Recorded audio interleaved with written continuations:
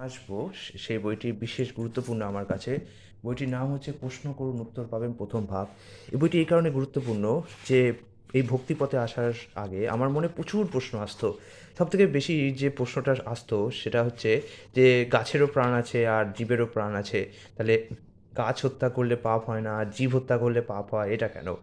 তো আমি তো এখানে খুব ভালো উত্তর পেয়েছি এবং আমার স্যাটিসফ্যাক্টরি লেগেছে যে উন্নত জীব হিসাবে আমাদের দায়িত্ব হচ্ছে সবথেকে যে অবনত জীব বা সবথেকে চেতনা যার কম আছে সেই জীবকে আহার হিসেবে গ্রহণ করা। কারণ জীবে জীবস্য জীবনম। জীব জীব ছাড়া বেঁচে থাকতে পারবে না। তাই আমাদের সবথেকে কম পাপ হবে যাতে তার জন্য আমাদেরকে গাছ আহার করতে বলা হয়েছে। এছাড়াও আপনাকে বুঝতে হবে যে বাঘ হচ্ছে আমাদের থেকে কম চেতনা বিশিষ্ট। আমরা পশুরা অনেক কিছু সহ্য করতে পারি যেটা একটা সাধারণ মানুষ সহ্য করতে পারে না। পশুরা অনেক দিন অনাহারে থাকতে পারে, অনেক রোদ ঝড় বৃষ্টি সহ্য করতে পারে যেটা মানুষটা পারে না।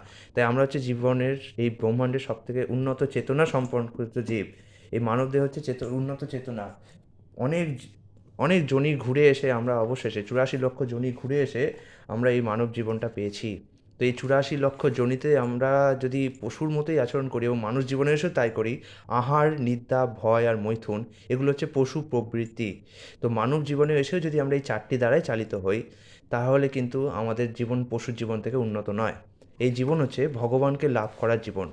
অনেকে বলতে পারবে, "তাহলে কি টাকা পয়সা রোজগার করব না, বাড়ি গাড়ি করব না, ব্যবসা বাণিজ্য করব না, তা এইসবই করব, ভগবানের নাম করব?" আরে না, প্রকৃতপক্ষে আপনারা সবই করতে পারেন। সবই করতে পারেন মানে কি, ব্যবসা বাণিজ্য যেটা আপনার মনে হচ্ছে যেটা আমি করতে চাই, করতে পারেন। কিন্তু সেটা কৃষ্ণ ভাবনাময় হয়ে করতে পারেন। আপনার যদি মনে হয় আমি একটা সুন্দর ত্বক পাবো, সুন্দর ত্বক নেবো, একটু সুস্বাস্থ্য করবো, বডি বানাবো, টাকা পয়সা রোজগার করবো, করতে পারেন, কোনো বাধা নেই। কিন্তু সেটা কৃষ্ণ ভাবনাময় হতে হবে। একজন ভাবে যে আমি সুন্দর, সুন্দর বডি বানাবো আর ইনস্টাগ্রামের নিজের বডি দেখিয়ে টাকা রোজগার করবো। আরেকজন ভাবে যে আমি সুন্দর, সুন্দর বডি বানাবো এবং সকলকে বলবো যে কৃষ্ণ ভাবনাময় হও, কৃষ্ণ ভাবনা হয়। তাহলে দেখছেন কীরকম দুটো চিন্তাভাবনার পার্থক্য? এটাই হচ্ছে প্রকৃতপক্ষে। শ্রীকৃষ্ণ অর্জুনকে বলছেন, "অর্জুন, তুমি যা কিছু করো শুধু আমাকে ভেবে করো। তুমি এটা ভেবে করো না যে তোমাকে যুদ্ধ করতে হবে। তুমি এটা ভাবো যেটা আমি চাইছি তাই আমার ইচ্ছা পূরণ করো।" তেমনই কোনো একজন ভাবে যে আমি প্রচুর কোটিপতি হব, তারপরে এই কিনবো, সেই কিনবো, ল্যাম্বরগিনি কিনবো, বড়, বড় বাড়ি গাড়ি কিনবো। আর একজন ভাবে যে আমি কোটিপতি হব, তারপরে সেই কোটিপতি সম্পদ দিয়ে আমি কৃষ্ণের প্রচার কার্য চালাবো, কৃষ্ণের জন্য মন্দির বানাবো, মানুষকে কি বলবো যে কৃষ্ণ ভাবনাময় হও। দেখেছেন দুটো চিন্তাধারার কত বড় পার্থক্য? এটাকে বলা হচ্ছে প্রকৃতপক্ষে কৃষ্ণ চিন্তাময় হওয়া। তো এই বইটাতে আমি এত সুন্দর সুন্দরভাবে উত্তর পেয়েছি জিনিসগুলোর যে আমার খুব ভালো লেগেছে। আমি আপনাদের পড়ে দাঁড়াবো। যেমন এখানে একটা প্রশ্ন আছে, হরিনাম করতে করতে নাচতে হবে কেন? এখানে শ্রীচৈতন্য মহাপ্রভু শিক্ষা দিয়েছেন যে নাচ গান ভক্ত সঙ্গে কর সংকীর্তন। শিল ভক্তি বেদান্ত স্বামী প্রভুপাদ বলেছেন মানুষ সাধারণত কীর্তন ও নৃত্যের অর্থ হৃদয়ঙ্গম করতে পারে না, মানে বুঝতে পারে না। গোস্বামীদের মহিমা বর্ণনা করে শিল শ্রীনিবাস আচার্য বলেছেন কৃষ্ণোৎ কীর্তন গান নর্তন পর কেবল শ্রীচৈতন্য মহাপ্রভু এবং তার পার্শ্বদগণই নৃত্য করেননি। পরবর্তীকালে গোস্বামীরাও সেই পন্থার অনুসরণ করেছেন। আমাদের বুঝতে হবে যে এই নৃত্য কীর্তন জড় জগতের বস্তু নয়, তা হচ্ছে চিন্ময় ক্রিয়া। যিনি এই নৃত্য কীর্তনে যোগদান করবে তিনি ততই ভগবত প্রেমামৃত আস্বাদন করবেন। প্রকৃতপক্ষে আমরা যখন খুব খুশি হই তখন আমরা কী করি? নাচ গান করি। তাই যখন আমরা নাচ গান করে ভগবানের নাম রূপ গুণ লীলার আস্বাদন করি, তখন আমাদের যে চিন্ময় আত্মা, যে মনের সুখ, সেটা প্রকৃতপক্ষে প্রকাশিত হয়। আমরা আমাদের সুখটাকে প্রকাশ করি। নাচ গান না করে এক জায়গায় বসেও আপনি কীর্তন করতে পারেন, তাতে কোনো অসুবিধা নেই। কিন্তু যখন আপনারা নাচ গান করেন তখন আপনাদের যে মনটা আরও বেশি খুশি হয়। আচ্ছা, এখানে একটা দেখছি, যেখানে অনেক দেবদেবীর ছবি আছে সেখানে কি আমরা কেবলমাত্র কৃষ্ণকেই প্রণাম করব আর কাউকে নয়? এখানে বলা আছে শ্রীকৃষ্ণই একমাত্র প্রভু, শ্রীকৃষ্ণই একমাত্র ভগবান আর অন্য সমস্ত দেবদেবীরা হচ্ছেন শ্রীকৃষ্ণের সেবক মাত্র। শ্রীমদ্ ভাগবতে শ্রীকৃষ্ণকে বলা হয়েছে শিব বিরিঞ্চি নূতম, অর্থাৎ শিব ও ব্রহ্মার দ্বারা যিনি আরাধিত হন। ঋগ্বেদে বলা হয়েছে কৃষ্ণ কাংস ক্রীড়াধীশ মুখ প্রভু পূজ্য, অর্থাৎ শ্রীকৃষ্ণ হচ্ছেন ব্রহ্মা শিবাদি ঈশ্বর প্রমুখ দেবতাদের আরাধ্য প্রভু। শ্রী ব্রহ্মা বলেছেন গোবিন্দম আদিপুরুষম তমহং ভজামি। আদিপুরুষ গোবিন্দকে আমি ভজনা করি, সুতরাং সমস্ত দেবদেবীরা যেহেতু শ্রীকৃষ্ণের আরাধনা করেন তাদেরকেও ভক্তগানে প্রণাম অবশ্যই জানাতে হবে।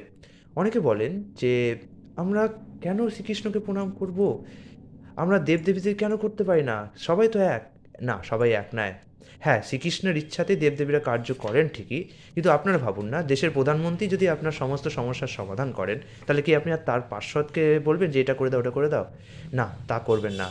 কিন্তু প্রকৃতপক্ষে দেশের প্রধানমন্ত্রী আপনার সমস্যার সমাধান করেন না। তিনি অনেক দপ্তর তৈরি করে রেখেছেন। জল বিভাগ, সেচ বিভাগ, মৎস্য বিভাগ, এই বিভাগ, সেই বিভাগ।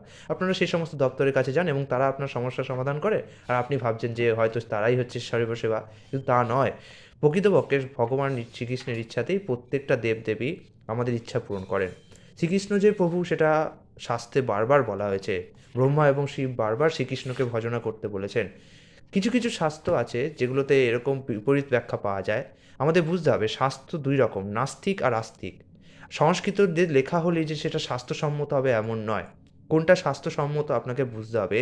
একো দেবকী পুত্র গীতং, দেবকী পুত্র অর্থাৎ কৃষ্ণের গীত যে শাস্ত্রে গাওয়া হয়েছে সেটিই হচ্ছে মূল শাস্ত্র, আর বাকি সবগুলো হচ্ছে অপশাস্ত্র। সংস্কৃততে লেখা হলেই যে সেটি শাস্ত্র হয়ে যাবে এমন নয় কিন্তু। অনেক শাস্ত্র আছে যেগুলো নাস্তিকবাদের দ্বারা প্রভাবিত। শঙ্করাচার্যের অনেক ভাষ্য আছে যেগুলো মায়াবাদ দ্বারা প্রভাবিত। আমাদের সেগুলো দ্বারা ভ্রষ্ট হলে চলবে না। আমাদের প্রকৃতপক্ষে বুঝতে হবে যে কৃষ্ণ কী। আপনারা খুব সহজেই এটি বুঝতে পারবেন। আমাদের মনে পরমেশ্বর তো বাস করছে, তাই প্রকৃতপক্ষে আপনি যখন পরমেশ্বরের সান্নিধ্যে আসবেন আপনি দুটো ভাষ্যই পড়ুন।